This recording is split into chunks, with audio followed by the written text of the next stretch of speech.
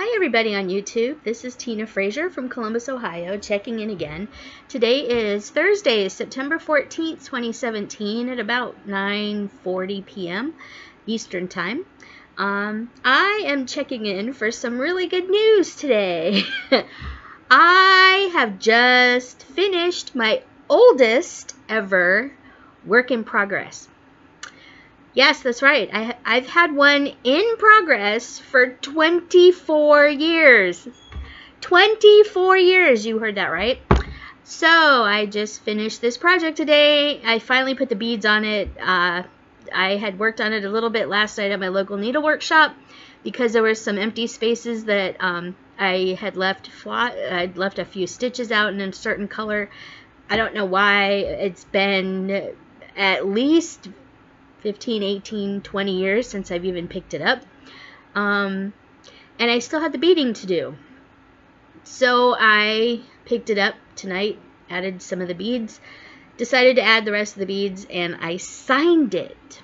So yes, it is here. It is done. The only thing I need to do is wash it and get the stains out and the folds out, iron it, do all that good stuff, and then figure out how I'm going to finish it.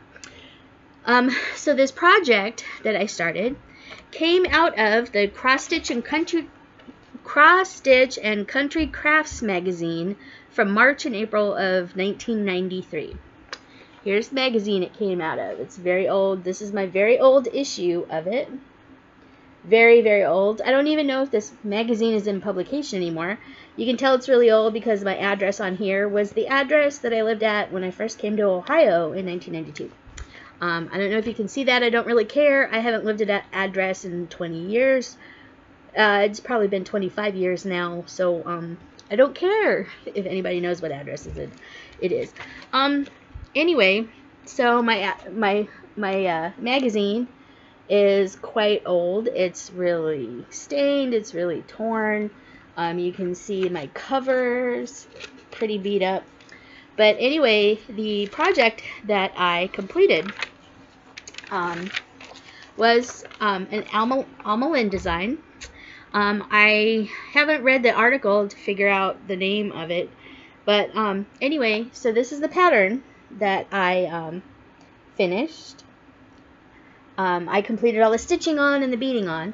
So this is a really old article about Alma Lynn. So anyway, that being said, this apparently the model for this was stitched on some sort of pink linen. It said it was stitched on carnation pastel linen by Zweigart. But anyway, I didn't stitch it on this. I stitched it on a kind of a pistachio green Ada. At the time, I believe it's 14 count because I think that's all I knew to get. I didn't know much about, buying stuff for this. Chances are likely I had gotten this stuff when I located my local cross-stitch store, my LNS, local needle workshop, Cross My Heart, which was located in a different location than it is now here in Columbus. It has moved since I got the stuff for this.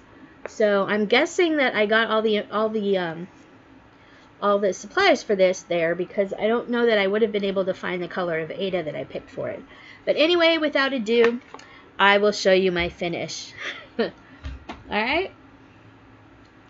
Don't mind the things. I'm going to turn on my overhead. Oh, that's going to leave a glare. But anyway, hopefully you can kind of see this. Let me move this way a little bit. Sorry about that being a little bit washed out. I think the color's a little better now. But anyway, without further ado, here is my oldest work in progress finish from a piece I started in 1993 that was finally finished today in 2017, 24 years later. So here we go. So hopefully you can see that. It's a little washed out. I'm sorry that I can't get the green fabric to show up. Maybe if I turn off the overhead light, you might be able to see it. I don't know that you will. But it's stitched on kind of a pistachio green. You can see that I signed my work down there. I tend to sign all my work with my initials, and usually the year I finish it. Sometimes I put the month and year, sometimes I put when the year I start and the year I finish. This one, because it's my oldest work in progress, I put the month and year I finished.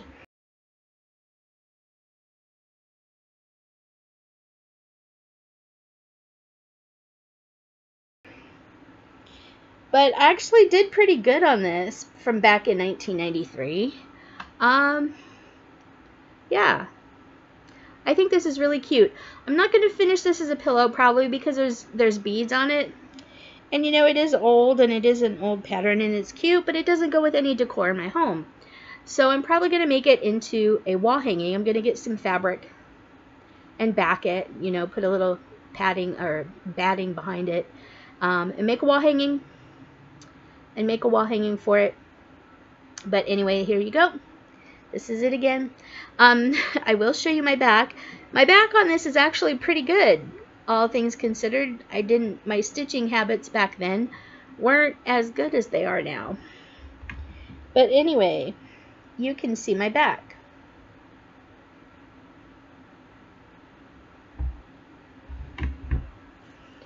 It is actually pretty clean, all things considered. I'm sorry I can't get the color on this just right. I took some pictures with my cell phone. I will post them at the end of the video for you to see. But I have my oldest work in progress finished. So a couple weeks ago, I had gone through a lot of my stash because I was consolidating all my work in progress floss into one location. So I knew how many skeins of things I had. And I only had one baggie for each color because I use floss away bags for my floss storage.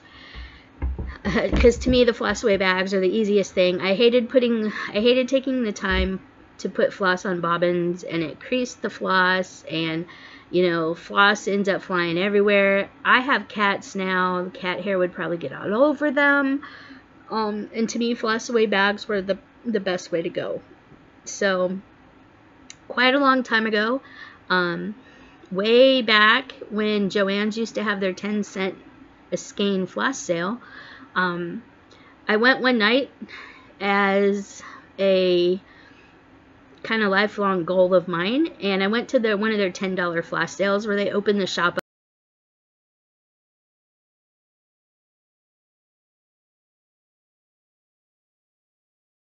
up at 5 p.m. and people could go in and shop, and I bought all the colors I was missing at that time to complete my entire DMC floss collection. So yes, at one point in time, way back, we're probably talking 1996, 1997, either the late 1990s or the early 2000 or very early 2000. I had an entire set of DMC floss. I don't think I have any more. I think I'm really close to it. But anyway, so I had at one point in time an entire set of a DMC floss. But anyway, I digress. I just wanted to share with you some exciting news that I have my oldest work in progress finished. And where I was going with the story, anyways, I was going through my floss, putting all my floss together, and I was also going through my 2 plastic tubs. I have 2 plastic tubs of patterns and stuff that I've collected. My stashquisition, I guess is what you would call it. Excuse me, but I had I have 2 tubs full of stuff, and I was going through things. And I was pulling out projects that I hadn't seen in years that I kind of forgot I had. And I determined that I had about 25, give or take, works in progress. And now that doesn't necessarily include some of the small Mill Hill Santa kits, Mill Hill little perforated paper kits that you can get along the way that I've started and never quite finished. Anyway, I've figured I'd have about 25, And I've been recently watching Flosstube videos on YouTube here, and came across a lady who was talking about her works in progress that she has, and she mentioned that she happened to have 188 works in progress.